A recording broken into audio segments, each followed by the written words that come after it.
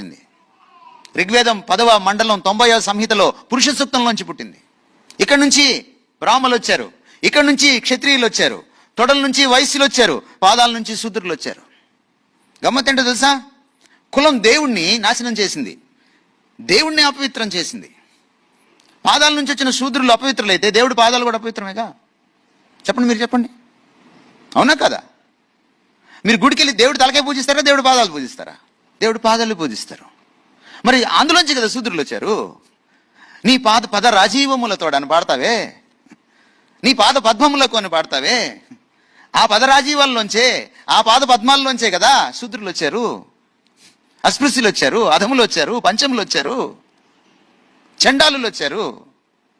అంటే నీ దేవుడు సగం అపవిత్రుడు, పైన పవిత్రుడా? What do you say?